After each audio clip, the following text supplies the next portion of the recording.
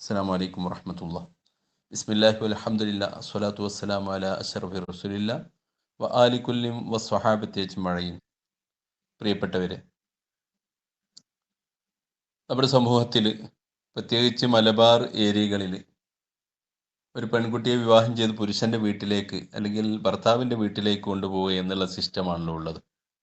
ഇങ്ങനെയുള്ള സാഹചര്യത്തിൽ ഈ കടന്നു ചെല്ലുന്ന പെൺകുട്ടിയെ സംബന്ധിച്ചിടത്തോളം കൂടുതൽ പാചകത്തെക്കുറിച്ചോ മറ്റു കാര്യങ്ങളോ ഒന്നും ട്രെയിനിങ് കിട്ടിയിട്ടുണ്ടായിരിക്കില്ല. സമയം മുഴുവൻ പഠനത്തിന് വേണ്ടിയിട്ട് മദ്രസയിലും സ്കൂളിലൊക്കെ പഠനത്തിന് വേണ്ടി വിനിയോഗിച്ചവരായിരിക്കും. ഏകദേശം ഒരു 18 അല്ലെങ്കിൽ 20 വയസ്സൊക്കെ ആയിട്ടുള്ള പെൺകുട്ടികളാണ് അധികം ഉണ്ടാകുക. അവൾ വീട്ടിൽ നിന്ന് ഈ പഠനത്തിന് വേണ്ടി പോകുമ്പോൾ ഉമ്മ തന്നെ കാര്യങ്ങൾ അല്ലെങ്കിൽ വീട്ടിലുള്ളവർ തന്നെ കാര്യങ്ങളൊക്കെ ചെയ്ത് കൊടുക്കുകയാണ് സാധാരണ ഉണ്ടാകാറുള്ളത്. എന്നാലും കുറേയൊക്കെ അവർ പഠിച്ചിട്ടുണ്ടാകും. എന്നാൽ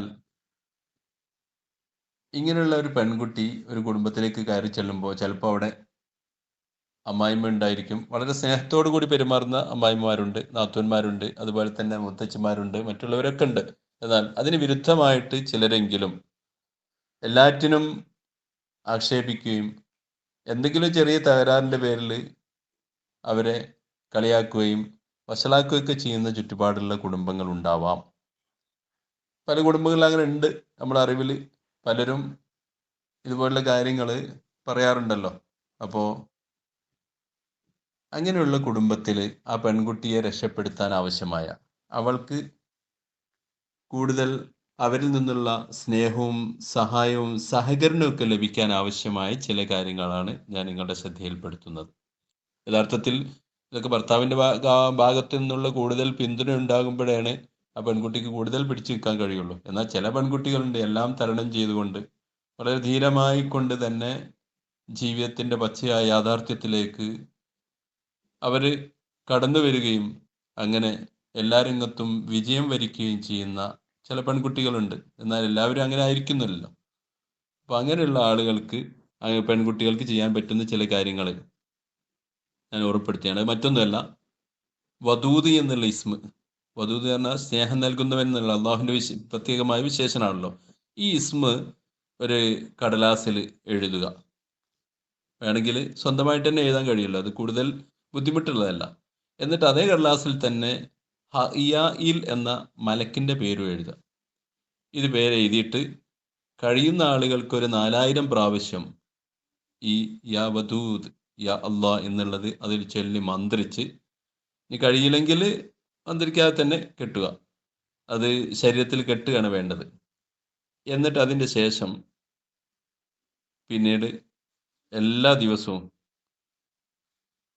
ഏകദേശം ഒരു 100 ദിവസമെങ്കിലും വദൂദ് എന്ന ഇസ്മ പരമാവധി ചൊല്ലി തീർക്കുക. 4000 പ്രാവശ്യം ചെല്ലാൻ കഴിഞ്ഞാൽ വളരെ ഉഷാറായി. എന്നാൽ ഈ എല്ലാ പ്രശ്നങ്ങൾക്കും എല്ലാവരും വളരെ സ്നേഹത്തോടു കൂടി, വളരെ സഹകരണത്തോടു കൂടി, വളരെ അനുകമ്പയോടുകൂടി പെരുമാറാനും എല്ലാ രംഗത്തും വിജയിച്ച് കുടുംബജീവിതം ഭദ്രമാക്കാനും ഇത് കാരണമായി തീരുമെന്ന് ഉറപ്പെടുത്തുകയാണ്. അപ്പോൾ കൃത്യമായിട്ട് തന്നെ ഈ കാര്യങ്ങൾ ചെയ്യുക. വദൂദ് എന്നുള്ള ആ ഇസ്മ കൂടുതൽ പരമാവധി കഴിയുന്നത്ര ചെല്ലുക. ഓരോ ദിവസം 4000 കഴിയുമെങ്കിൽ 4000 തന്നെ ചെല്ലിയാൽ വളരെ സന്തോഷകരമായിരിക്കും.